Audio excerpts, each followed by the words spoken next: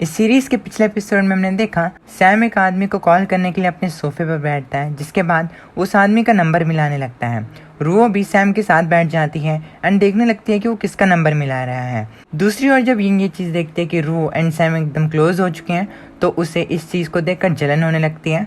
जिसके बाद वो सैम एंड रुओ के पास आकर बैठ जाती है एंड वो सैम के हाथ को अपने हाथ से पकड़ लेती है। सैम ये देखते हुए कहता है, अरे यार ये दोनों औरतें भी। यिंग को ऐसा करता देख सैम यिंग से कहता है, तुम तो थक चुकी होगी, अगर तुम्हें भी फोन पर बात सुननी है तो मैं फोन को स्पीकर पे डाल सकता हूँ। अब तभी जिस आदमी को सैम ने फोन किया होता है वो भी फोन उठा लेता है। जिसके बाद सैम उसे कहता है, क्या अभी हाल फिलहाल में तुम्हें बुरे सपने आए? क्या तुमने नानहे वेयरहाउस के बारे में कोई बुरा सपना देखा? बाय काइफेंग ने मुझे पूछा कि मैं तुमसे इस चीज के बारे में पूछूं। काइफेंग ने सुना कि तुमने पिछले कुछ सालों में बहुत ज्यादा पैसे कमाए हैं, क्या ये सच है? इन सब बातों को सुनकर जो फोन पे वो आदमी होता है वो काफी ज्यादा घबरा जाता है एंड अब वो सैम से पूछने लगता है कि वो कौन है। सैम उस आदमी को कहता है कि 1 घंटे बाद क्विंगयुआन टी हाउस के प्राइवेट रूम में आ जाना और तब हम इस चीज के बारे में बात करेंगे। इतना कहने के बाद सैम फोन को रख देता है। सैम को ये सब करता देख रुओ अब उससे पूछती है, क्या तुम सू फैमिली को सिर्फ किसी आदमी से इतना कहकर कंट्रोल कर सकते हो? सैम रुओ की तरफ मुड़ता है एंड उसे कहता है, क्या तुम्हें अभी तक समझ में नहीं आया? चलो मैं तुम्हें एक हिंट देता हूँ, मैं चीजों को अलग अलग पार्ट में तोड़ने वाला हूँ, तो अब चलो चलते हैं। रुओ ये सुनकर कहती है, सैम तुम्हें अभी इस चीज के बारे में और सोचना चाहिए। सैम रुओ से कहता है, क्या तुम मुझसे एक और बार शर्त लगाना चाहती हो? ये सुनकर रुओ घबरा जाती है एंड वो कहती है कि नहीं, चलो अब चलते हैं। अब 1 घंटे बाद सैम रुओ एंड यिंग मिलकर उस प्राइवेट रूम में जाने लगते हैं जहाँ पर सैम ने उस आदमी को बुलाया होता है। सैम रुओ एंड यिंग को बाहर रहने के लिए कहता है एंड वो अकेला उस प्राइवेट रूम में चला जाता है उस आदमी से बात करने के लिए जिसे कि उसने बुलाया होता है। सैम देखता है कि वो आदमी उससे पहले वहाँ पर है। जैसे ही वो आदमी सैम को उस रूम में आता हुआ देखता है तो वो जल्दी से अपनी जगह से उठकर उस रूम के दरवाजे के पास जाता है एंड उस रूम के दरवाजे को हड़बड़ी में बंद कर देता है। जिसके बाद वो सैम की तरफ मुड़ता है एंड उसे कहता है, क्या तुम वही आदमी हो जिसने कि थोड़ी देर पहले मुझसे फोन पर बात की थी? जो आदमी सैम के साथ उस रूम में होता है उसका नाम याओ होंगलिन होता है, जो कि डायरेक्टर एंड शेयर होल्डर होता है जिनफू ग्रुप का। जिनफू ग्रुप में होंगलिन 3.8% ऑफ शेयर्स को होल्ड करता है और ये चीज दिखाती है कि जिनफू ग्रुप में उसकी पोजीशन की वैल्यू काफी ज्यादा मैटर करती है। सैम होंगलिन की बात का जवाब देते हुए उसे कहता है, हाँ मैंने ही तुम्हें कॉल किया था।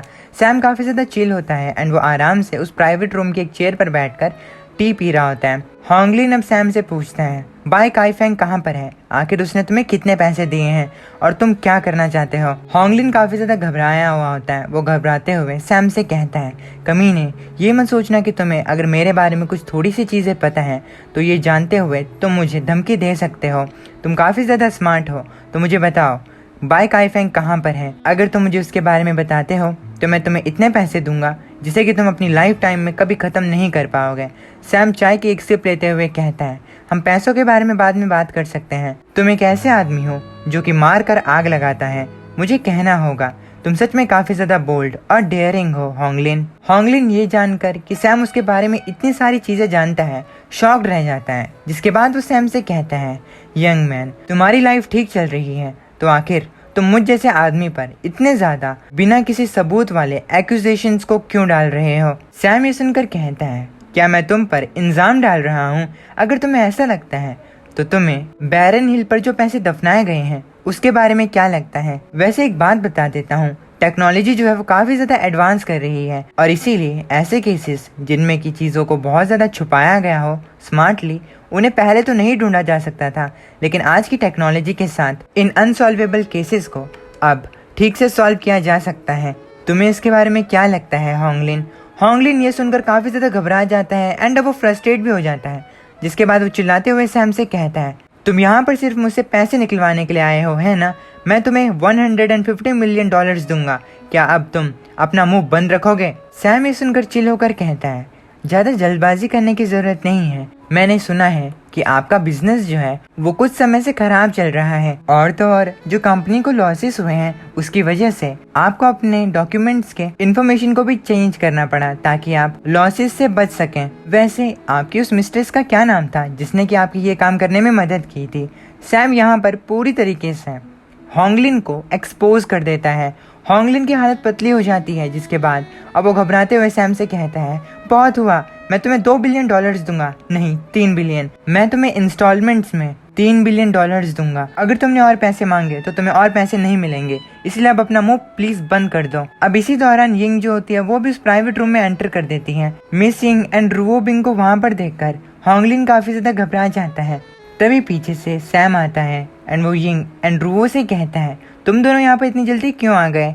सैम अब होंगलिन के कंधे पर हाथ रखता है, जिसके बाद होंगलिन सैम से पूछता है, क्या इन्होंने वो सारी चीजें सुन ली हैं। यिंग अब होंगलिन से कहती है, मिस्टर याओ, क्या ये सच बात है कि आप पहले लोगों को मारते हैं और फिर दूसरों के बीच में आग लगाते हैं। होंगलिन इस बात को सुनकर काफी ज्यादा घबरा जाता है।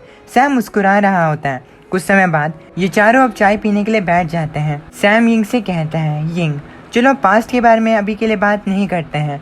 मिस्टर याओ, मैं आपसे सीधे सीधे बात करूंगा, मुझे आपके पैसों की जरूरत नहीं है। होंगलिन इस बात को सुनकर अपने मन के अंदर कहता है, अरे नहीं, अगर तुम्हें पैसों की जरूरत नहीं है तो क्या तुम मेरी जान लेना चाहते हो। सैम होंगलिन को चाय देता है, जिसके बाद होंगलिन उनसे शुक्रिया कहता है। होंगलिन को घबराया हुआ देखकर सैम अब उसे कहता है, अब से मैं चाहता हूँ कि आप मिस सू जो भी कहें बोर्ड मीटिंग्स में उन्हें सपोर्ट करें। क्या आपको ये चीज समझ में आ चुकी है। सैम की इतनी सिंपल से डिमांड को सुनकर होंगलिन हैरान हो जाता है एंड कहता है, क्या ये चीज इतनी सिंपल है।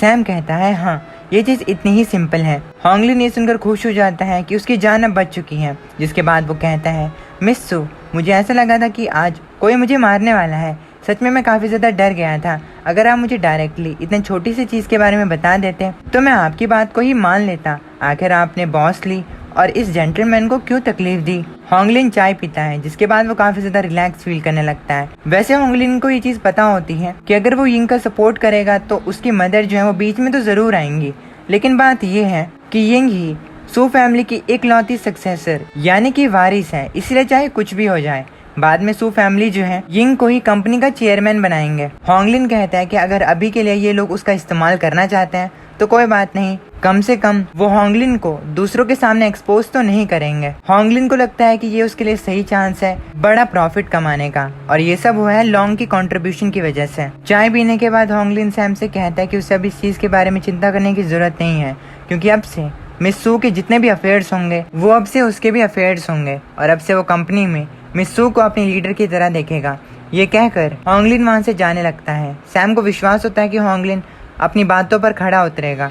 होंगलिन के वहाँ से जाने के बाद रुओ अब सैम से कहती है कि सिर्फ इतना ही काम था। अगर होंगलिन मिस सू को सपोर्ट भी करता है तब भी एक सिंगल डायरेक्टर के वोट से क्या होगा। जिनफू बोर्ड ऑफ डायरेक्टर्स में दर्जन से भी ज्यादा डायरेक्टर्स हैं और सभी लोग सैम की धमकियों से तो नहीं डरेंगे। सैम ये सुनकर कहता है, क्या तुम ये चाहती हो कि मैं दोबारा से कुछ और कहूँ। रुओ ये सुनकर कहती है कि वो मजाक नहीं कर रही है। जो कुछ अभी सैम ने किया उसे ब्लैकमेलिंग कहते हैं और ये काफी ज्यादा सीरियस चीज है अगर चीजें गलत हो गई तो। जिनफू ग्रुप में और भी ज्यादा डायरेक्टर्स हैं और क्या सैम सभी को ब्लैकमेल करने के बारे में सोच रहा है। रुओ सैम से पूछती है, क्या तुम सबको ब्लैकमेल करके सभी को अपनी साइड करने के बारे में सोच रहे हो। सैम ये सुनकर कहता है, हम सभी को ब्लैकमेल नहीं करेंगे, कुछ लोग ही काफी रहेंगे। यिंग ये बात सुनकर कहते हैं कि उन्हें और कितने ज्यादा लोगों को धमकी देनी है। जिसके बाद सैम कहता है कि और 5 लोगों को धमकी देनी है। रू अभी भी इस चीज से सेटिस्फाइड नहीं होती, लेकिन यिंग काफी ज्यादा एक्साइटेड होती है इस चीज को लेकर। कुछ समय बाद सैम जिनफू कंपनी के 5 और डायरेक्टर्स को धमकियां देता है उनके पास्ट को लेकर और उन्हें अपनी साइड कर लेता है। जिसके बाद आखिर में रात हो जाती है। रात होते ही रुओ सैम से कहती है कि अगर वो 6 डायरेक्टर्स को अपनी साइड कर भी लेता है तब भी कुछ नहीं होगा, क्योंकि वो आधे डायरेक्टर्स तक नहीं पहुंच सका है, यानी कि अभी तक आधे डायरेक्टर्स भी नहीं हुए हैं यिंग को सपोर्ट करने के लिए। आखिर वो इतने डायरेक्टर्स के साथ पूरे बोर्ड ऑफ डायरेक्टर्स को कैसे कंट्रोल करेगा। सैम ये सुनकर कहता है, कुछ चीजें एक्सप्लेन करने के लिए काफी ज्यादा कॉम्प्लिकेटेड होती हैं, कल तुम रिजल्ट्स का इंतजार करो। यिंग पूरे अंधे तौर पर सैम पर विश्वास कर रही होती है एंड वो सैम के साथ होती है हर चीज में। ये चीज रुओ को काफी ज्यादा परेशान एंड शॉक भी करती है कि आखिर ये क्या हो रहा है। अब सैम रुओ से पूछता है कि क्या आज रात के लिए वो एंड यिंग उसके घर पे रुक सकते हैं। ये सुनकर रुओ सैम के करीब आ जाती है एंड उसके हाथ में हाथ डालकर उसे कहती है, ये ठीक बात तो नहीं है। सैम रुओ की बात सुनकर उसे कहता है, अगर ऐसी बात है तो तुम मुझे यहाँ पर क्यों लेकर आई हो। अब सैम द लेडीज मैन रुओ के घर पर जाता है। रुओ के घर पे पहुँचते ही रुओ यिंग को पहले शावर लेने के लिए भेज देती है। जिसके बाद रुओ सैम को अपने साथ बैल्कनी पर लेकर जाने लगती है। सैम रुओ से पूछता है कि आखिर यिंग को पहले शावर लेने के लिए उसने क्यों कहा। रूवो सैम से कहती है कि अभी के लिए बातें करना बंद करो, जिसके बाद वो दोनों बैल्कनी में आते हैं एंड अब रूवो सैम को उसे किस करने के लिए कहती है। हेलो गाइस, क्या आप मंथ के सबसे रोमांचक क्रिकेट के लिए तैयार हैं? एशिया कप का फाइनल नजदीक है और मैं इस बात को लेकर बहुत एक्साइटेड हूँ कि इस साल का चैंपियन कौन बनेगा। 1xBet एक ऐसी वेबसाइट है जहाँ पे क्रिकेट फैंस के लिए प्रॉफिटेबल वेलकम बोनस है। यहाँ आप क्रिकेट पे प्रिडिक्शन करके जैसे कौन जीतेगा कौन हारेगा करके आप भी बहुत पैसे कमा सकते हैं। और तो और अगर आप मेरा प्रोमो कोड HUB2023 यूज करोगे तो 26,000 INR का वेलकम बोनस मिलेगा एंड फर्स्ट डिपॉजिट पे 130% का बोनस मिलेगा।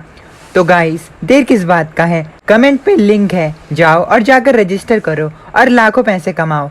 1xBet पे डिपॉजिट करना बहुत आसान है, पेटीएम, फोन पे, गूगल पे एक्सेट्रा से भी डिपॉजिट कर सकते हो। लिंक पिंड कमेंट पर दिया गया है। Now let's continue the video. रूवो के कहने पर सैम रूवो को किस करता है एंड जब रूवो को सैम किस करता है तो उसे लगता है कि रूवो जो है वो पहली बार किसी को किस कर रही है। सैम अब सोचने लगता है कि रूवो को इस सिचुएशन में उसे किस करने के लिए नहीं पूछना चाहिए था, क्योंकि यिंग जो है वो अभी अभी शावर लेने के लिए गई है और वो बहुत जल्दी ही बाहर आ जाएगी। इसीलिए चाहे रूवो कुछ भी सोच रही हो, वो इस मोमेंट का फायदा उठाकर तो सैम को किस करने के लिए नहीं पूछती। सैम को अब समझ में आता है कि रूवो जो है वो एक्टिंग कर रही है और ऐसा इसीलिए है क्योंकि रूवो पर लॉन्ग के आदमी नजर रखे हुए हैं। इस चीज के बारे में जैसे सैम को पता चलता है तो वो रूवो की बिल्डिंग से बाहर देखता है एंड उसे पता चलता है कि वहाँ पर एक गाड़ी है जिसके अंदर बैठा हुआ एक आदमी उनकी फोटोज क्लिक कर रहा है। सैम को समझ में आता है कि रूवो ये सब लॉन्ग को और ज्यादा गुस्सा दिलवाने के लिए कर रही है। इस चीज के बारे में जैसे ही सैम को पता चलता है तो वो रूवो को किस करने में और ज्यादा वाइल्ड हो जाता है। इस चीज के 2 मिनट बाद सैम रूवो से कहता है वो नीचे जो आदमी पापाराजी में बैठा हुआ है वो अभी तक जा चुका होगा। ये सुनकर रूवो उसे कहती है तो तुम्हें इस चीज़ के बारे में पहले से ही पता था, अब समझ में आया कि तुम किस के दौरान इतने ज़्यादा रिलैक्स क्यों थे। वैसे काफ़ी ज़्यादा लेट हो रहा है, चलो अब जल्दी से रेस्ट करने चलते हैं। कुछ समय बाद जैसे ही ये फोटोज़ साउथ गुआंग सिटी के रूई लॉन्ग के कंपनी के हेड ऑफिस में लॉन्ग के पास पहुंचती हैं तो उसे ये चीज़ देखकर काफ़ी ज़्यादा गुस्सा आता है। वो सैम एंड रूवो दोनों को काफ़ी ज़्यादा गालियाँ देता है। लॉन्ग को काफ़ी ज़्यादा गुस्सा आ चुका होता है सैम से, इसीलिए वो सोचता है कि उसे कुछ भी करके सैम को तो मारना ही होगा। और इस चीज़ को सोचते हुए लॉन्ग अपने एक असैसिन जियांग शुआन को बुलाता है। जियांग जो होता है वो लॉन्ग का सबसे ज़्यादा ट्रस्टेड साथी होता है और तो और वो एक्स स्पेशल फोर्सेस का मेंबर होता है, यानी कि एक खतरनाक असैसिन। जियांग लॉन्ग के बुलाने पर उससे पूछता है कि क्या बात है, जिसके बाद लॉन्ग जियांग से कहता है अभी के अभी ईस्ट चाइना जाओ और सैम को ढूंढो और उसे मार दो। जितना बुरा तुम उसे मारोगे उतना ही बढ़िया होगा। जियांग सैम के बारे में इंफॉर्मेशन पढ़ता है एंड कहता है ईस्ट चाइना सी जो है वो ली ताई रूवो की टेरिटरी है, इसीलिए मुझे सैम को मारने में 5 दिन का समय चाहिए। ये सुनकर लॉन्ग को गुस्सा आता है, जिसके बाद वो जियांग से कहता है मैं इतने समय तक वेट नहीं कर सकता, 3 दिन, मैं तुम्हें 3 दिन देता हूँ और 3 दिन के बाद मुझे तुम्हारे मुंह से एक खबर आ जानी चाहिए कि सैम मर चुका है। ये सुनकर जियांग कहता है मैं समझ गया। इस सिचुएशन के नेक्स्ट डे सैम की आंखें खुलती हैं। सैम यिंग के साथ सोया होता है, जिसके बाद वो यिंग को भी जागने के लिए कहता है। सैम के जगाने पर यिंग उसे कहती है कि उसकी नींद अभी तक पूरी नहीं हुई है। ये सुनकर सैम उससे कहता है अभी पहले तुम्हें ऑफिस में जाकर काम को निपटाना होगा और उसके बाद ऑफिस से आने के बाद तुम और ज्यादा सो सकती हो। तुम्हें याद है ना कि मैंने कल तुम्हें क्या सिखाया था? ये सुनकर यिंग कॉन्फिडेंटली कहती है हाँ मुझे याद है। आज का दिन यिंग के लिए काफी ज्यादा क्रूशल एंड इम्पॉर्टेंट होता है, क्योंकि आज के दिन ही जिंदगी की किस्मत का फेलियर ये सक्सेसफुल डिसाइड होना होता है। अब तभी सैम को उनके डोर पर नॉक नॉक की आवाज आती है। डोर के बाहर रूवो होती है जो कि यिंग से कहती है चलो हम दोनों साथ में चलते हैं, मैं तुम्हें तुम्हारी कंपनी तक छोड़ दूंगी। अब कुछ समय बाद रूवो यिंग को उसके ऑफिस के नीचे छोड़ देती है। ऑफिस के बाहर कदम रखते ही यिंग के पास उसके असिस्टेंट आ जाते हैं जो कि उसे तरह तरह के और ज्यादा कामों के बारे में बताने लगते हैं, लेकिन यिंग उन्हें ये कह देती है कि वो मीटिंग में इन चीजों के बारे में डिस्कस करेंगे। पहले उन्हें कॉन्फ्रेंस रूम में जाना है एक मीटिंग के लिए। यिंग के इस बदले हुए एटीट्यूड को उसके असिस्टेंट नोटिस कर लेते हैं। अब यिंग रूवो को गुड बाय कहती है, जिसके बाद उन दोनों के रास्ते अलग अलग हो जाते हैं। यिंग अब कॉन्फिडेंटली अपने दोनों असिस्टेंट से कंपनी के अंदर जाने के लिए कहती है। सुबह का 10 बजे का समय होता है एंड मॉर्निंग में ही जिन्फो कंपनी की एग्जीक्यूटिव मीटिंग हो रही होती है। कॉन्फ्रेंस रूम में बहुत ज़्यादा शोर हो रहा होता है एंड ये शोर हो रहा होता है यिंग एंड उसकी मॉम के बीच में। यिंग की मॉम यिंग पर गुस्सा होते हैं क्योंकि यिंग घाओदा एंड यांग कुओ को कंपनी से निकालने के लिए कहती हैं और इस बात पर मैडम सू यानी कि यिंग की मदर जो होती हैं वो काफ़ी ज़्यादा डिनाई कर रहे होते हैं। हालांकि यिंग जैसे ही अपनी मॉम के इस डिसएग्रीमेंट के बारे में सुनती हैं तो वो कहती हैं कि वो बोर्ड ऑफ डायरेक्टर्स को बुलाते हैं और इस चीज़ के बारे में तब डिसाइड करते हैं।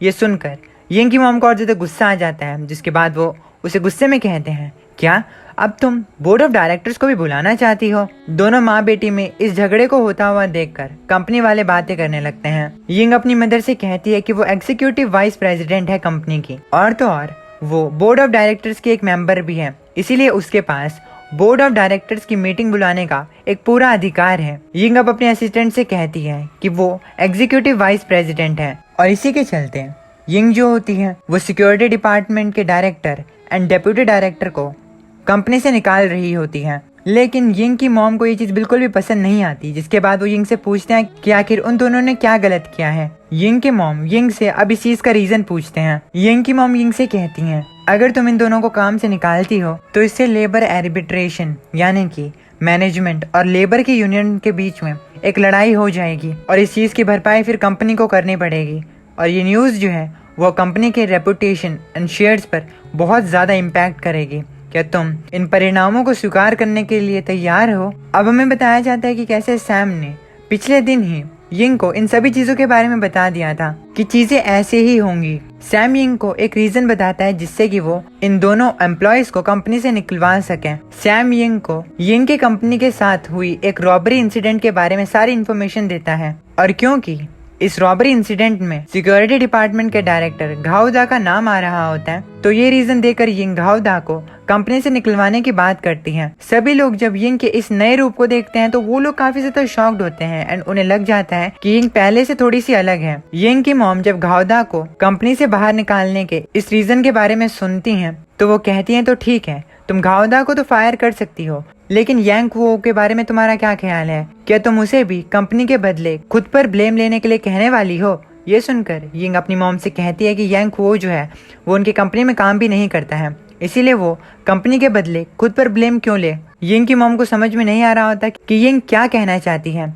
यिंग अपनी मॉम को कहती है कि यांग कुओ जो है वो नाम के लिए कंपनी में काम कर रहा है। यांग कुओ सिर्फ उसकी मॉम का एक पर्सनल बॉडीगार्ड है। यिंग अपनी मॉम से पूछती है कि क्या वो इस चीज के बारे में गलत है। मैडम सू को समझ में आने लगता है कि यिंग को कोई तो कंट्रोल कर रहा है, लेकिन अभी वो रीजन मैटर नहीं करता है। यिंग जो है वो एक रीजन को ढूंढ रही है ताकि वो अपनी मॉम से लड़ सके और इस चीज के बारे में यिंग की मॉम को एक आइडिया होता है। इसीलिए फाइनली यिंग की मॉम बोर्ड ऑफ डायरेक्टर्स को बुलाने के बारे में बात करते हैं और 3 बजे आफ्टरनून में इस मीटिंग को रखवाते हैं। किताब के दूसरे पन्ने में मेरा कहने का मतलब है दूसरी तरफ सैम जो होता है वो रू के साथ उसकी सिंपनी फैशन कंपनी में होता है। रू सैम को अपनी कंपनी में अपने साथ ऑफिस में बैठा हुआ देखकर उससे पूछते हैं कि वो वहाँ पर क्या कर रहा है। उसे तो यिंग के साथ होना चाहिए था क्योंकि यिंग की कंपनी में अभी बहुत बड़ा भूकाल हो रहा होगा। ये सुनकर सैम रू से कहता है, मैंने तुम्हें पहले ही कह दिया है, चलो देखते हैं कि यिंग कैसा परफॉर्म करती है, अभी के लिए मैं ड्राइंग करना चाहता हूँ।